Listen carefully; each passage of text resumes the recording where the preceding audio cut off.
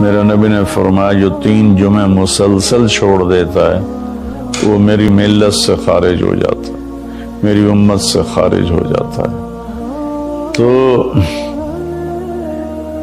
میں اپیل کروں گا ان بہن بھائیوں سے جو نماز میں سستی کرتے ہیں، کم از کم جمعہ ضرور پڑھ لیا کریں۔ عورتوں پہ جمعہ فرض نہیں ہے، مردوں پہ فرض ہے۔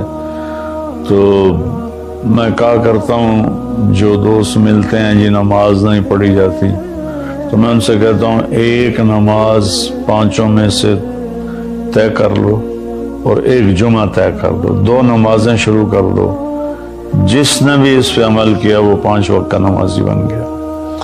تو جمعہ کی نماز کے بعد جمعہ سے جمعہ تک کے جتنے گناہ ہوتے ہیں وہ اللہ تعالیٰ معاف فرما دیتے ہیں، اور جو جتنی جلدی جا کے بیٹھتا ہے امام کا خطبہ سننے کے لیے اس کو اتنا زیادہ اجر ملتا ہے۔ تو آج رمضان کا پہلا جمعہ ہے کہ ہم اس کا اہتمام کریں۔ رمضان المبارک میں جنگ بدر ہوئی، 17 رمضان جمعے کا دن، اور اللہ نے قیامت کو بھی جو قائم کرنا ہے جمعے کا دن۔ تو ہر دن اللہ کی بارگاہ میں بابرکت ہوتا ہے اگر ہم اس میں اللہ کی مان کے چل رہے ہیں، اور رمضان شریف میں خاص طور پر، اور پھر جمعہ ہو تو خاص طور پر اس میں ہم اپنے عبادت کو بڑھائیں۔ درود شریف جمعے کے دن کا مبارک عمل ہے کثرت سے درود شریف پڑھنا، اور 300 دفعہ جو درود شریف پڑھ لیتا ہے وہ کثرت میں شمار ہو جاتا ہے، اوپر کی کوئی حد انتہا نہیں ہے۔ ہمارے ایک رشتہ دار تھے، وہ انتقال ہو گیا، اللہ ان کو درجے بلند کرے۔ وہ روزانہ ایک دن میں 10,000 دفعہ درود شریف پڑھا کرتے تھے، ہر وقت تسبیح ان کے ہاتھ میں ہوتی تھی، اور روزانہ 10,000 دفعہ درود شریف پڑھا کرتے تھے۔ تو میرے بہن بھائیوں، میرے عزیزوں، اللہ تعالیٰ نے ہمیں ہر نماز کی بڑی اہمیت بتائی ہے، ہر نماز کی، لیکن خاص طور پر جمعے کی بڑی فضیلت ہے، اور جمعہ بھی رمضان المبارک کا ہو تو اور زیادہ وہ باعث برکت ہے، قابل رحمت ہے۔ تو روزے کا بھی اہتمام ہو اور ساری نمازوں کا اہتمام فرمائیں، کوئی باجماعت پڑھنے کی کوشش کریں، کوئی جماعت سے رہ جائے تو پھر اس کو چھوڑیں نہیں، اسے ضرور پڑھ لیں، کہ نماز کی اللہ تعالیٰ نے جتنی تاکید قرآن میں کی ہے اور کسی کی اتنی تاکید نہیں کی، اور اللہ تعالیٰ نے 10 دفعہ اقیموا الصلاۃ اقیموا الصلاۃ اقیموا الصلاۃ وآتوا الزکاۃ، تو 10-12 دفعہ اللہ نے قرآن میں براہ راست حکم کیا اقیموا الصلاۃ وآتوا الزکاۃ۔ اور ادھر اللہ پاک کی رحمت کے دروازے کھلے ہوئے ہیں، اللہ کا عرش پہلے آسمان پر ہے، جنت کے دروازے کھل چکے ہیں، جہنم کے دروازے بند ہو چکے ہیں، اور میرے نبی کا فرمان ہے کہ اگر میری امت کو پتہ چل جائے رمضان کیا ہے تو تمنا کریں گے کہ سارا سال ہی رمضان ہو، اتنی اللہ کی رحمت ہوتی۔ اللہ نے فضل فرمایا، صرف 1 مہینے کے لیے ہمیں اللہ تعالیٰ نے اس کا پابند کیا۔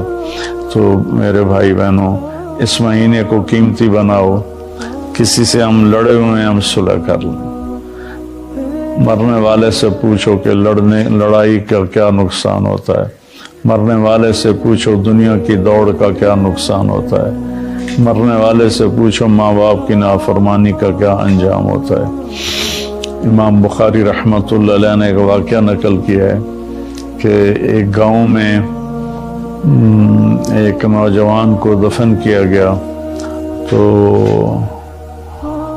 عصر کے بعد اس کی قبر پھٹتی اور وہ قبر سے نکلتا، اور اس کا چہرہ گدھے کا ہوتا تھا، اور وہ 3 دفعہ گدھے کی آواز میں آواز نکالتا تھا، پھر وہ قبر میں گرتا تھا، قبر مل جاتی تھی۔ تو لوگوں نے اس کی ماں سے پوچھا کہ یہ کیا چکر ہے؟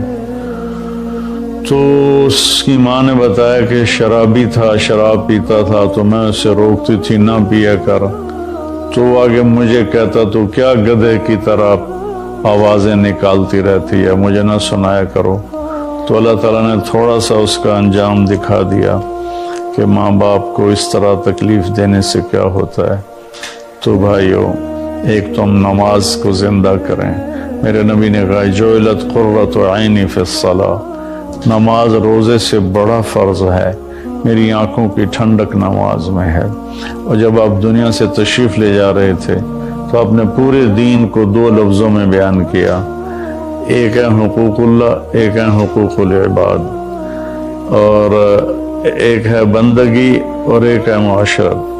تو آپ نے فرمایا الصلاۃ، جب آپ دنیا سے تشریف لے جا رہے تھے آپ نے حضرت اماں عائشہ رضی اللہ عنہا علیہ السلام کے سینے پر یوں سر رکھا ہوا تھا، اس طرح کر کے ایسے، اور اماں عائشہ نے آپ کو سہارا دیا ہوا تھا، اپنے سینے پر لٹایا ہوا تھا۔ تو آپ فرما رہے تھے الصلاۃ وما ملکت ایمانکم، میری امت ایک نماز نہ چھوڑنا، اور ایک میری امت کے غریب طبقے پر رحم کرنا، ان کے ساتھ آسانی کا سلوک کرنا، ان پر سختی نہ کرنا، ان سے نرمی کا سلوک رکھنا۔ پھر الصلاۃ وما ملکت ایمانکم، نماز نہ چھوڑنا، نماز نہ چھوڑنا، نماز نہ چھوڑنا۔ اور آخری الفاظ بھی یہی تھے، الصلاۃ الصلاۃ الصلاۃ، نماز نماز نماز۔ پھر فرمایا اللہم الرفیق الاعلی۔ بالیا ہوتا ہے، وہ عام طور پہ ایک میٹھا زہر ہے جو اس بیچارے کو پلا دیا جاتا ہے، اس کی حیثیت سے بڑھ کر اس کا تعارف کرایا جاتا ہے، اس کی حیثیت سے بڑھ کر اس کی تعریف کی جاتی، وہ پھر یہ سمجھنے لگتا ہے شاید میں واقعی ایسا ہی ہوں، پھر وہ اللہ کی نظروں سے گرنا شروع ہو جاتا ہے۔ اس لیے میں یہ ایک بات تو آپ سب حضرات کی خدمت میں عرض کروں گا، آج تو اللہ کو کوئی نہیں جانتا، میں کون ہوں جسے ہر کوئی جانتا ہے؟ کہ مولانا طارق جمیل تعارف کے محتاج نہیں، میں تو ایک گندے نطفے سے بنا ہوا انسان، کل کو مٹی آج بھی مٹی، مٹ جانے والی شے۔ آج کی دنیا تو ایسی غفلت کی دنیا ہے کہ اللہ کوئی نہیں پہچانتا۔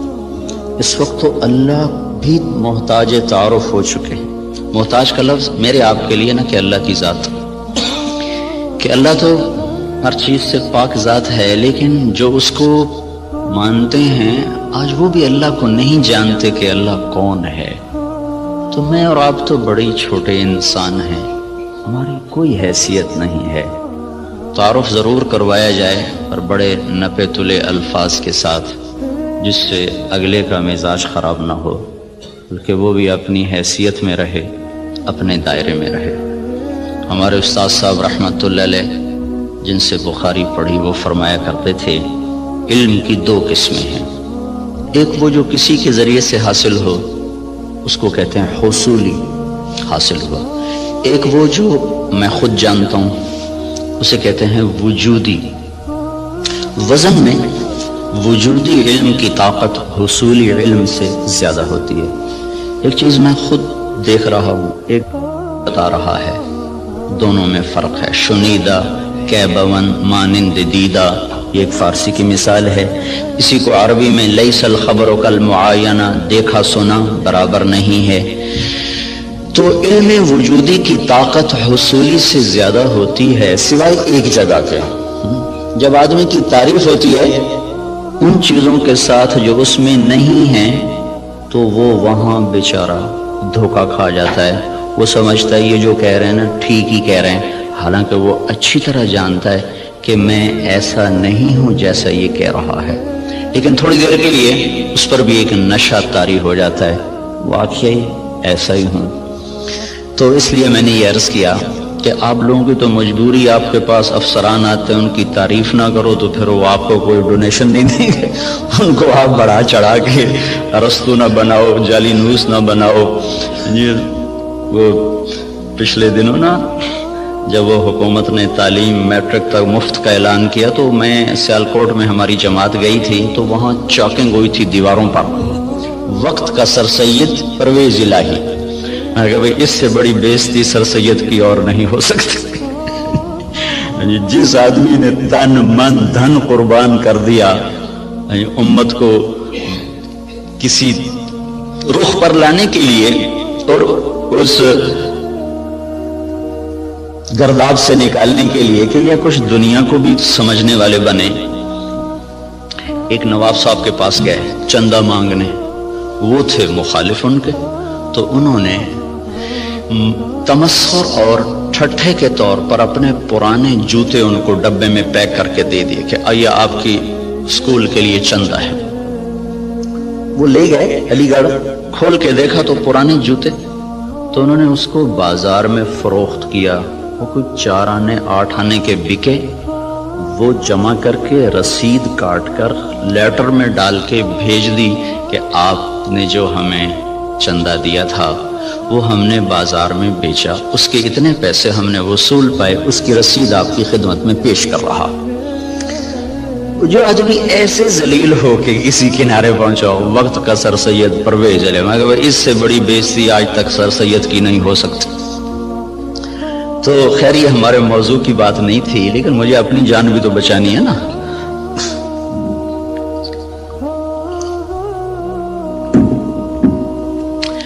اللہ تبارک و تعالیٰ نے ہمیں ایک ذہن دیا ہے۔ اس وقت ذہن یہ ہے کہ ہم اپنی محنت کا کماتے ہیں، محنت کا کھاتے ہیں، جو کماتے ہیں جو مرضی کریں، یہ ایک ذہن جس کو ہم سرمایہ داری کا نظام کہتے ہیں۔ یہ 1925 میں ایک شخص پیدا ہوا تھا وہاں گلاسکو کا، اس نے یہ نظریہ دیا تھا، اس نے کتاب لکھی تھی دی ویلتھ آف نیشن، تو اس میں اس نے یہ نظریہ دیا تھا کہ آدمی کو کمانے میں آزاد ہونا چاہیے، جو جیسے مرضی کمائے، اس سے مال کی دوڑ لگے گی اور لوگوں کے پاس سرمایہ وافر ہو جائے گا۔ ایڈورڈ سمتھ اس کا نام تھا۔ اس کے مقابلے میں ایک نظریہ تھا جو کارل مارکس نے دیا کہ سب کچھ نیشن کا ہے، حکومت کا ہے، کسی کا کوئی حق کوئی نہیں، حکومت اس کو صحیح طور پر تقسیم کرے گی۔ یہ 2 غلط نظریے دنیا میں چلے، ایک ختم ہو گیا، ایک قریب المرگ ہے، ختم ہونے پر ہے۔ اسلام اس کے بیچ میں لاتا ہے، وَكَانَ بَيْنَ ذَلِكَ قَوَامًا، وہ درمیان میں لاتا ہے، وہ ملکیت اللہ کی ثابت کرتا ہے، نہ میری نہ حکومت کی۔ الملک للہ۔ ہمارے نبی جب صبح اٹھتے تھے نا تو آپ ایک دعا مانگا کر، صبح اٹھتے ہی اصبحنا واصبح الملک للہ والکبریاء والعظمۃ للہ والخلق والامر واللیل والنہار وما سکن فیہما للہ وحدہ اللہم اجعل اول هذا النہار صلاحا واوسطہ فلاحا وآخرہ نجاحا اسألک خیر الدنیا والآخرۃ یا ارحم الراحمین۔ ہمارے نبی نے جو ہمیں دعائیں سکھائی ہیں وہ بھی معجزات نبوت میں سے ہیں کہ اتنے خوبصورت اسلوب میں اللہ سے بات کرنا اور مختصر کلمات میں سب کچھ مانگ لینا، یہ صرف نبی سکھا سکتا ہے اور کوئی نہیں سکھا سکتا۔ تو صبح اٹھتے ہی کیا اعتراف عبودیت ہے، عبدیت ہے، اصبحنا واصبح الملک للہ۔ میرے رب، ساری کائنات جس پر دن چڑھ رہا ہے وہ تیری ہی ہے، ساری عظمتیں جلال و کبریا وہ تیرے لیے ہے، ساری مخلوق سارا کچھ وہ تیرا ہی ہے، زمین آسمان جو اس کے درمیان ہے وہ سب کچھ تیرا ہے۔ جب سب کچھ تیرا ہے میں تیرا محتاج بن کر تجھ سے سوال کرتا ہوں، یا اللہ اس دن کا اول وہ فلاح بنا دے اور اس کے درمیان کو صلاح بنا دے، اس کے آخر کو نجات بنا دے۔ یہ تصور ہمیں اللہ کی طرف سے ملا ہے کہ جو کچھ میرے پاس ہے وہ بطور استحقاق نہیں، بطور امتحان ہے۔ یہ 2 لفظوں میں راستے جدا ہو جاتے ہیں۔ میرے پاس جو کچھ ہے بطور استحقاق نہیں، بطور امتحان ہے۔ جو کچھ ملا، جس کو ملا، دینے والا کوئی اور ہے اور دیا جا رہا ہے اس کے امتحان کے لیے، اور ان قریب یہ اس سے واپس لے لیا جائے گا اور پھر اس کو ایک بہت بڑی عدالت میں پیش کیا جائے گا، پھر وہاں اس کے اچھے اور برے اعمال کو تولا جائے گا، پھر اس پر یا ہمیشہ کے لیے جنت کا فیصلہ ہوگا یا ہمیشہ کے عذاب اور جہنم کا فیصلہ ہوگا۔ ہمیں یہ بنیاد دی گئی ہے، ہم اس پر اپنی زندگی کی عمارت کو تعمیر کرتے ہیں۔ وہ بادشاہ وقت بھی ہے، تو اگر وہ دین کو سمجھتا ہے تو وہ کبھی یہ دعویٰ نہیں کرے گا کہ ملک میرا ہے۔ یہ دعویٰ فرعونی ذہن کے لوگ کرتے ہیں، الیس لی ملک مصر وہذہ الانہار تجری من تحتی افلا تبصرون، مصر میرا ہے، نہریں میری ہیں، میں جو چاہے مرضی کروں۔ اس کے بدلے میں جس کو اللہ تعالیٰ ایمان کی دولت دیتا ہے وہ کہتا ہے ملک اللہ کا ہے، میں تو امانت دار ہوں، حکومت اللہ کی ہے، میں تو امانت دار ہوں، میں تو اس میں خیانت نہیں کر سکتا۔ عمر بن عبدالعزیز کے بچوں نے ماں سے کہا کپڑے چاہیے، عید آ رہی، انہوں نے خاوند سے کہا، اور عمر بن عبدالعزیز 3 بر اعظم پر حکمران ہیں، میں بیت المال ایسا بھرا کہ نہ بعد میں کبھی بھرا نہ پہلے کبھی بھرا۔ تو انہوں نے بیوی نے عرض کیا کہ بچے کپڑے مانگ رہے ہیں، تو انہوں نے فرمایا میرے پاس تو پیسے کوئی نہیں۔ اس سے پہلے خلفاء نے خزانے کو استعمال کیا جیسے چاہا، انہوں نے اپنا سمجھ لیا تھا، دھوکہ کھا گئے۔ ایک ایمان والا آیا، اللہ سے ڈرنے والا آیا، اس نے کہا الملک للہ، کہا فاطمہ یہ تو دولت میری نہیں ہے، یہ تو امانت ہے، میرے پاس پیسے نہیں، میں کپڑے کہاں سے لے کر دوں؟ بیوی نے کہا اگلے مہینے کی تنخواہ ایڈوانس لو، میں اس سے کپڑے سی لوں گی، روٹی کا خرچہ میں گھر بیٹھے مزدوری کر کے نکال لوں گی۔ چلنے گئے، ہاں یہ میں کر سکتا ہوں۔ تو انہوں نے اپنے خزانچی کو بلا کے فرمایا کہ ہمیں اگلے مہینے کا خرچہ، اگلے مہینے کی تنخواہ ہمیں ایڈوانس دے دی جائے۔ تو خزانچی نے کہا اب مجھے اگلا مہینہ زندہ رہنے کی ضمانت دے دے، میں آپ کو تنخواہ دے دیتا ہوں۔ تو وہ چپ کر کے واپس آ گیا اور اپنی بیوی سے کہا فاطمہ، یہ فاطمہ عبد الملک کی بیٹی ہے، یہ عورت دنیاوی نسبت کے لحاظ سے اس جیسی معزز خاتون دنیا میں آج تک نہیں آئی، آئندہ کوئی آئے جائے تو پتہ نہیں، آج تک دنیاوی نسبت کے لحاظ سے اس خاتون جیسی کوئی عورت نہیں پیدا ہوئی۔ اس کا دادا بادشاہ تھا، اس کا باپ عبد الملک بادشاہ تھا، اس کے 4 بھائی ولید، سلیمان، یزید، ہشام، چاروں بادشاہ بنے، اس کا خامد عمر بن عبدالعزیز وہ بادشاہ بنا۔ یہ عورت 7 نسبتوں سے شہزادی تھی، دادے سے لے کر باپ، 4 بھائی، خامد، ایسی نسبت کی عورت آج تک نہیں پیدا ہوئی۔ اس سے فرمایا فاطمہ بچوں سے کہہ دو کہ تمہارا باپ کپڑے لے کے نہیں دے سکتا، الملک للہ، ملک اللہ کا ہے۔ جب عید ملنے کے لیے خاندان کے لوگ آئے، بنو امیہ بڑے زوردار لوگ گزرے ہیں، تو جب لوگ آئے تو خاندان کے لوگ آئے تو بچے بھی ملنے کے لیے آئے، تو ان کے وہی خستہ حال کپڑے تھے۔ تو عمر کہنے لگے بیٹو تمہیں آج صدمہ تو ہوگا کہ تمہارے باپ نے تمہیں کپڑے لے کر نہیں دیے، اور آج تم اوروں کے سامنے کھڑے ہونے میں کچھ سبکی محسوس کر رہے ہو۔ تو ان کے بیٹے نے کہا عبد الملک نے کہ نہیں ابا جان، آج ہم عزت محسوس کر رہے ہیں کہ ہمارے باپ نے خیانت نہیں کی، ہم آج عزت محسوس کر رہے ہیں، ہمارے باپ نے خیانت نہیں کی۔ تو یہ نظریہ اسلام ہے کہ ملک اللہ کا ہے، جو کچھ دیتا ہے اللہ دیتا ہے، اور وہ بطور امتحان دیتا ہے، اور ہم اس میں امین ہیں، ہم اس میں امین ہیں، اور اس کو ہم ایسے استعمال کریں گے جیسے اللہ چاہتا ہے۔ ہم اسے ایسے استعمال نہیں کر سکتے جس سے میرا اللہ ناراض ہو یا اللہ کا رسول ناراض ہو اور اس کے سامنے مجھے شرمندگی اٹھانی پڑے۔ اسی کو اس آیت میں بیان کیا گیا، افرأیتم ما تحرثون، یہ جو تم ریسرچ کر رہے ہو، انتم تزرعونہ ام نحن الزارعون، یہ تمہارا اللہ تمہیں راہیں سجاتا ہے کہ تم اپنی طاقت سے کرتے ہو۔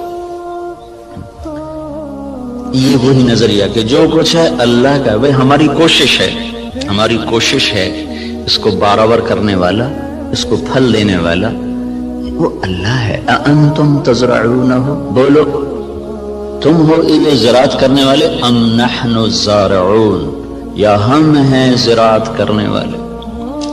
ان اللہ فالق الحب والنوا، کسی سائنسدان میں یہ طاقت ہے کہ زمین میں پڑے ہوئے دانے کو پھاڑ کے دکھا دے؟ کسی میں یہ طاقت ہے کہ وہ جڑوں کو اپنے حکم کے ساتھ چلانا شروع کرے، وہ تنے کو اپنی طاقت سے اٹھانا شروع کرے؟ کسی میں یہ طاقت ہے کہ وہ زمین کی رگوں سے غذا کو سمیٹ کر درخت کو پہنچائے اور پھر اس کے اندر رنگ بھرے، اس کے اندر ذائقے بھرے، اس کے اندر مٹھاس بھرے اور اس کے اندر تاثیرات کو بھرے، اس کے اوپر چھلکے کو لائے، کسی کو کاشوں میں بھر دے، کسی کو دانوں میں بھر دے، کسی کو میں گٹھلی بنا دے، کسی کو میں مٹھاس ڈال دے، کسی میں کھٹاس ڈال دے؟ تو آسمان والا دعویٰ کر رہا ہے لو نشاء لجعلناہ حطاما، میں چاہوں تو تمہاری کھڑی کھیتیوں میں سے پھل کھینچ دوں اور کھڑی کو بھوسا بنا دوں، فظلتم تفکہون، بیٹھے باتیں کرتے رہ جاؤ۔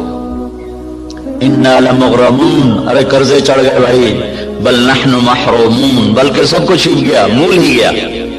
تو یہ ہمیں نظریہ قرآن دیتا ہے کہ ہم جو کچھ کرتے ہیں وہ اللہ کی امانت ہے، تائید ربانی شامل حال ہے، اللہ کا ہم ساتھ ہے، تب یہ قدم ہمارے اٹھتے ہیں۔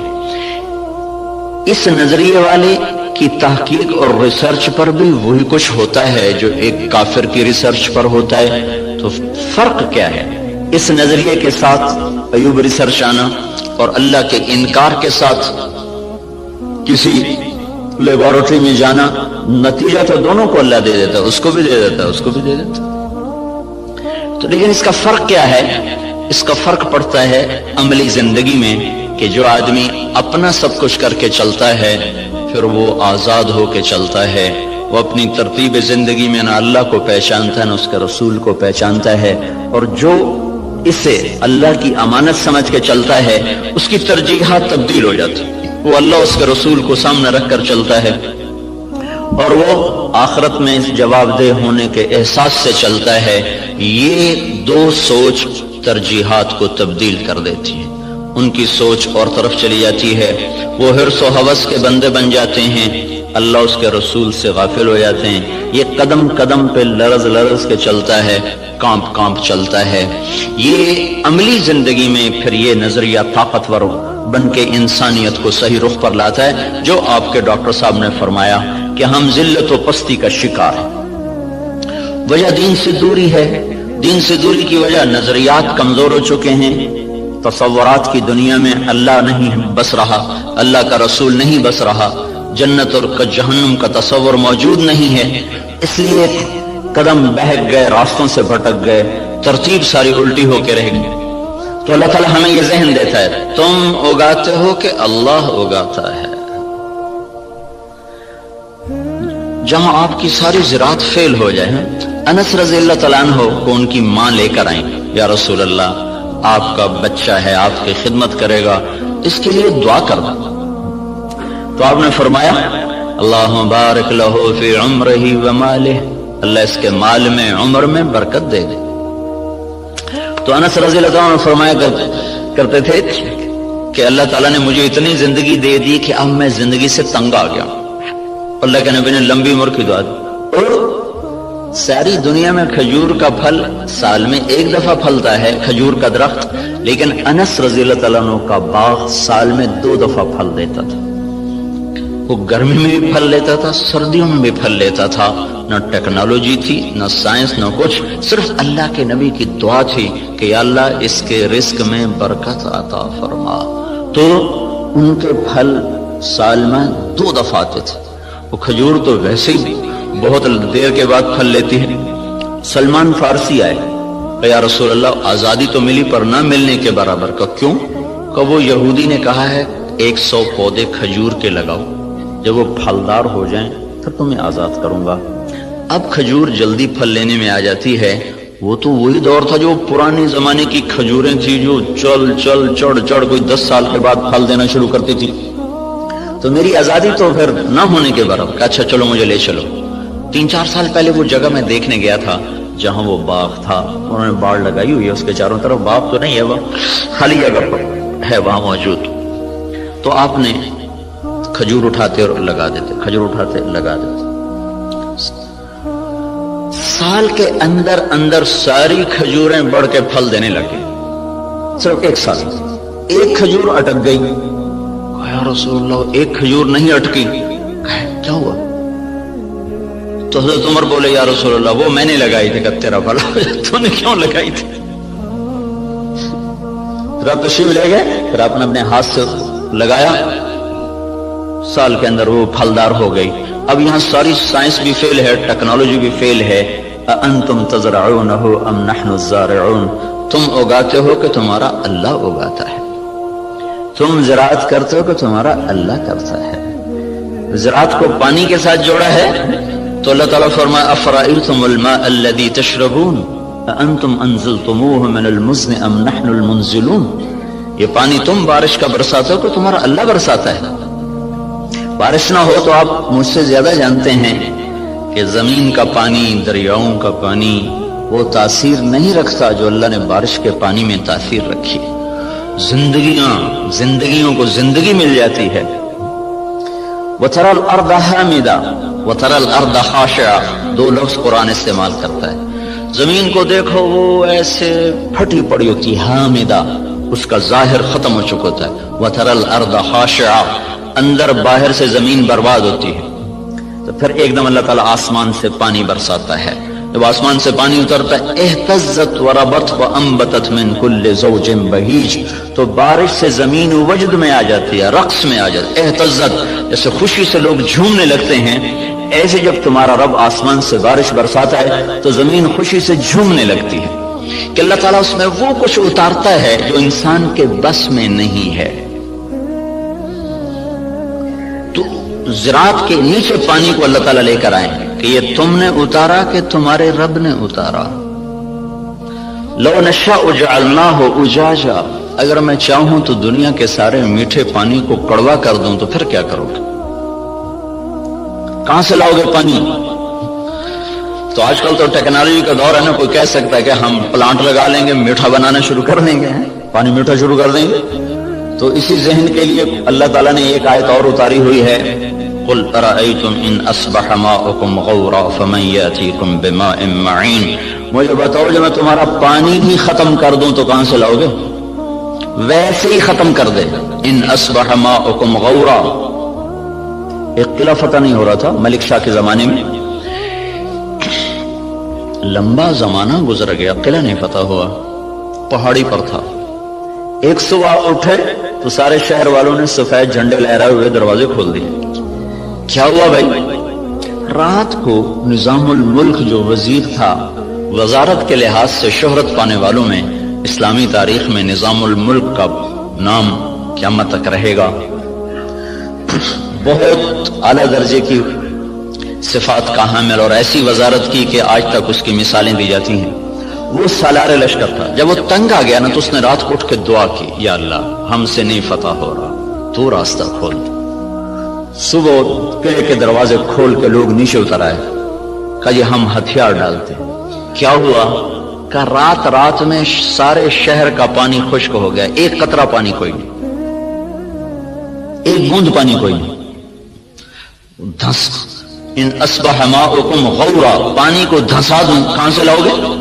اور دھنسے کو نکال دیں. حدیبیہ پر جب پہنچے 1400 آدمی، کنواں خشک، وہ پانی ختم. وہ تو حادثہ پیش آ گیا کہ انہوں نے اندر جانے سے روک دیا. وہ تو مکے جانے کی تیاری کر آئے تھے، راستے میں روک دیے گئے، پانی ختم ہو گیا. تو یا رسول اللہ پانی ختم ہے، کیا کریں؟ تو آپ نے کہا کوئی تھوڑا بہت ہو تو لاؤ. تو ایک آدمی تھوڑا سا پانی لے کر آیا تو آپ نے منہ میں ڈال کے خشک کنویں میں کلی کی تو کنویں کا پانی ابلتا ہوا باہر اٹھتے اوپر تک آ گیا. خشک کو اٹھا دیا، کھڑے کو دھنسا دیا.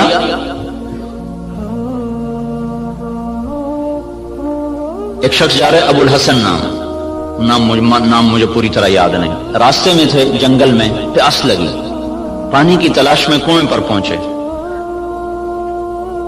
دیکھا تو پانی نیچے، تو انہوں نے اپنے موزے کو اتارا، جوتے کو اتارا، وہ لمبا جوتا ہوتا تھا، اس کو پگڑی سے باندھ کر نیچے لٹکایا تو پانی نیچے تھا، وہاں تک جوتا نہیں جا سکا، تب پریشان ہو کے بیٹھ گئے، اب کیا کروں، پیاس سے جان جا رہی۔ اتنے میں کہ ہرن دوڑتا ہوا آیا، اس نے آ کر تیزی کے ساتھ پہلے یوں نیچے نظر دوڑائی تو پانی بہت نیچے، پھر سیدھا ایسے آسمان کو دیکھا، ایسے یوں دیکھنا تھا کہ پانی فوارہ مارتا ہوا منڈیر کے ساتھ آ کے لگ گیا۔ تو اس نے پیا، انہوں نے بھی پیا، تو ان کو دل میں خیال آیا یہ کیا چکر ہے، یہ جانور اس کے لیے اتنا اکرام اور میں انسان اور ایمان والا، میرے لیے تو یہ ہوا نہیں، جانور کے لیے یہ ہو گیا۔ تو ایک آواز سنی تو رسی اور ڈول کے سہارے ڈھونڈتا رہا، اس نے سیدھا اپنے رب کو پکارا، اللہ پکارنے والوں کی ایسے ہی سنتا ہے۔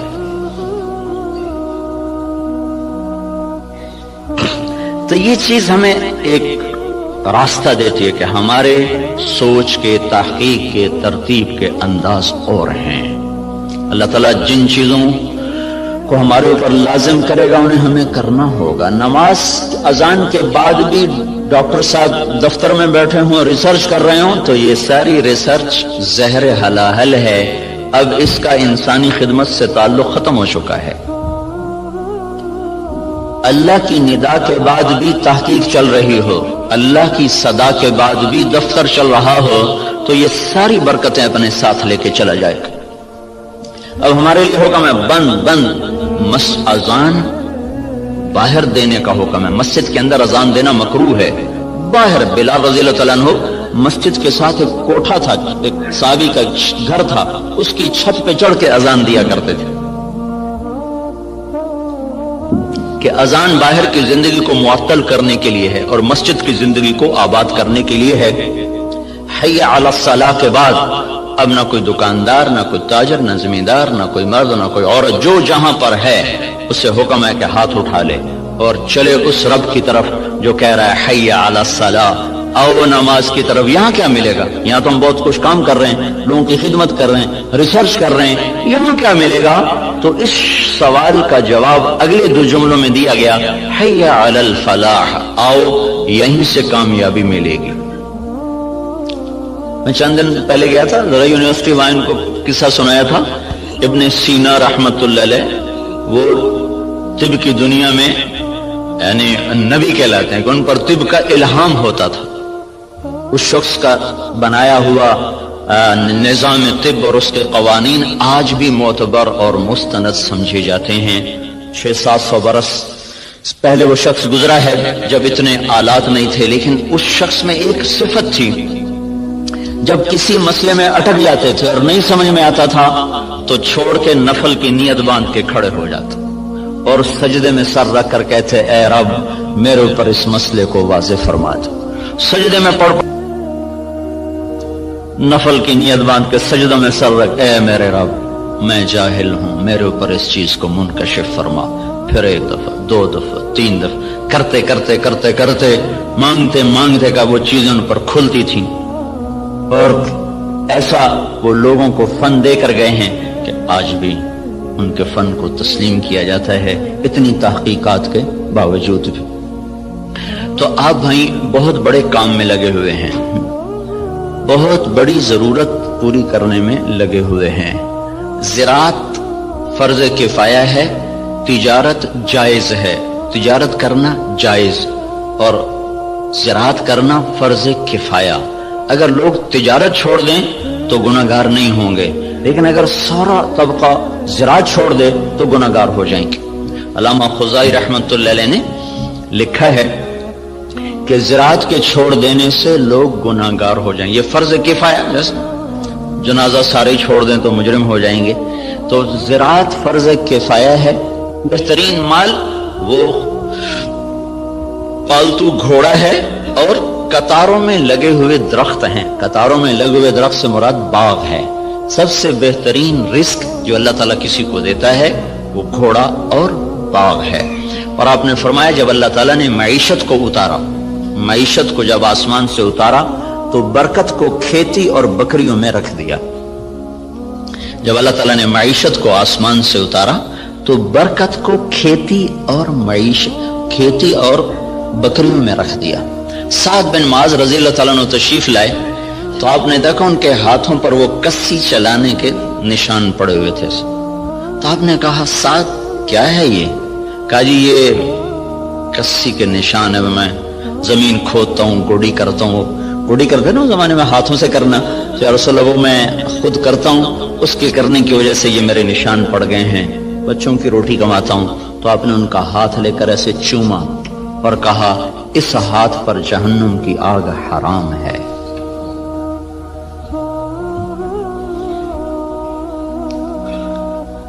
تو آپ ایک بہت بڑے شعبے سے منسلک ہیں جو، اور اللہ تعالیٰ کے محبوب صلی اللہ علیہ وسلم کو باغ بہت پسند ہے۔ آپ اکثر جا کر انصار مدینہ کے باغ میں بیٹھا کرتے تھے۔ معاویہ رضی اللہ تعالیٰ عنہ سے کسی نے پوچھا، ایک بدو سے پوچھا تجھے کون سا مال پسند ہے؟ کہنے لگا چشمہ ہو عین خوارہ وعرض خرارہ، چشمہ ہو ابلتا ہوا، زمین ہو سرسبز، او نعجۃ صفراء فی قطعۃ خضراء، یا بکریاں ہوں اور ساتھ سرسبز چراگاہ ہو، یا کھجوروں کا باغ ہو اور اس کی چھاؤں ہو۔ تو کہنے لگے اللہ کے بندے سونے چاندی کا تو نے ذکر ہی نہیں کیا۔ انہوں نے کہا امیر المومنین دفع کرو، یہ بھی کوئی چیز ہے، خرچ کرو تو ختم ہو جائیں، نہ کرو تو پتھر کی طرح پڑے رہیں۔ تو اللہ تعالیٰ کے محبوب صلی اللہ تعالی علیہ وسلم نے ان ہاتھوں کو چوما کہ ان پر جہنم کی آگ حرام ہے۔ اور معاویہ رضی اللہ تعالیٰ عنہ اتنی بڑی زراعت تھی کہ ان کے کھیت میں 5 لاکھ من گندم ہوتی تھی۔ جس زمانے میں یہ ایسی اقسام تیار نہیں ہوئی تھیں کہ جو ایکڑ میں 50 من ہو اور ایکڑ میں 60 من ہو۔ وہ ایک پرانی ہم نے بھی تھوڑی سی رکھی ہوئی ہے، باپ دادے کی 591، وہ بس ہم اپنے کھانے کے لیے 2 ایکڑ کاش کر لیتے ہیں، 15-20 من 1 ایکڑ سے وہ ہوتی۔ یہ اقسام نہیں تھی اور اس کے باوجود 5 لاکھ من گندم ان کے فارم سے نکالی جاتی تھی۔ اور عمر رضی اللہ تعالیٰ عنہ جب خلیفہ بنے تو انہوں نے اپنے ساتھ تھوڑا بہت اپنا کام کرتے تھے، تو چلتے چلتے چلتے ان کی سالانہ جو آمدن تھی وہ 40,000 اونٹ تھے۔ 40,000 اونٹ عمر رضی اللہ تعالیٰ عنہ کے سارا سال وہ چراگاہوں میں چرتے رہتے تھے، اور روزانہ 20 اونٹ ذبح کر کے مہمانوں کو کھلایا کرتے تھے، اور خود مہینے میں 1 دن گوشت کھاتے تھے، اپنی ذات کے لیے مہینے میں 1 دن گوشت، اور مہمانوں کے لیے روزانہ کا دستور تھا۔ 20 اونٹ روزانہ ذبح ہوتے تھے اور لوگوں کو کھلایا جاتا تھا۔ تو اب یہ تحقیق اور ریسرچ تو سب کچھ ہے اور بڑی جان بھی لگ رہی، اور خود ہم دیکھ رہے ہیں کہ ہماری 5 من کپاس ہوتی تھی، اب وہی 30 من ہو رہی ہے، 35 من تک چلی جاتی ہے۔ ہماری 15-20 من گندم ہوتی تھی، وہ 60 من تک خود میرے اپنی زمین میں نکلی ہے۔ اوسط کے لحاظ سے تو نہیں، لیکن 2, 4, 10 ایکڑ ایسے ہر دفعہ دیکھے کہ ان پہ 60 من تک گندم چلی گئی، 100 من تک مکی چلی گئی ہے۔ لیکن وہ جو ڈاکٹر صاحب نے بات کی تھی کہ ذلت تو ساتھ نہیں چھوڑ رہی، وہ تو اسی طرح چھائی ہوئی ہے۔ اتنی فراوانی کے باوجود ذلت سروں سے جائی نہیں رہی، کہ اس کے لیے ایک اور نظام ہے، اس کے لیے اور اسباب ہیں۔ اس ریسرچ و تحقیق و تدقیق کے ساتھ ایک نظام اور ہے، وہ ہے اللہ اس کے رسول کی پسندیدہ ترتیب زندگی کو بھی سیکھنا، اور اس کو بھی اپنی زندگی میں شامل کرنا، اور اس کو لے کر ساری دنیا میں پھرنا۔ اس امت کا جو کام ہے وہ ساری دنیا کے انسانوں کو اللہ کا تعارف کروانا اور اللہ کے دین کی طرف بلانا ہے۔ وہ پہلو ہمارا بالکل خالی ہو گیا ہے۔ میں مکہ میں تھا تو مجھے ایک ملے، اس کے PhD تھے ارضیات کے، ایک جگہ کھانے پہ ان سے ملاقات، وہ مجھ سے کہنے لگے آپ کے پاکستان کی جو زمین ہے ساری دنیا میں ایسی زمین کسی ملک کے پاس نہیں ہے جو اللہ تعالیٰ نے قدرتی اس کے اندر صفات رکھی ہیں، دنیا کے کسی خطے میں یہ صفات موجود نہیں۔ میں نے کہا آپ کی بات درست ہے، لیکن ایک اور ہمیں وائرس لگ گیا ہے جس نے ہماری ہر شے کو برباد کر دیا ہے، وہ بددیانتی اور خیانت کا وائرس ہے جو جان نہیں چھوڑ رہا۔ امریکن سنڈی بھی مر گئی اور کپاس کے وائرس کا بھی علاج ہوگا۔ تو بیوٹی کپاس میں نے اس دفعہ 10 ایکڑ کاشت کی تجربے کے طور پر، جس پر سنڈی ویسے ہی نہیں آئی، وہ نہیں آئی، ہم نے 10 ایکڑ کاشت کیا تجربے کے طور پر، اس پر سارے سیزن میں کوئی سنڈی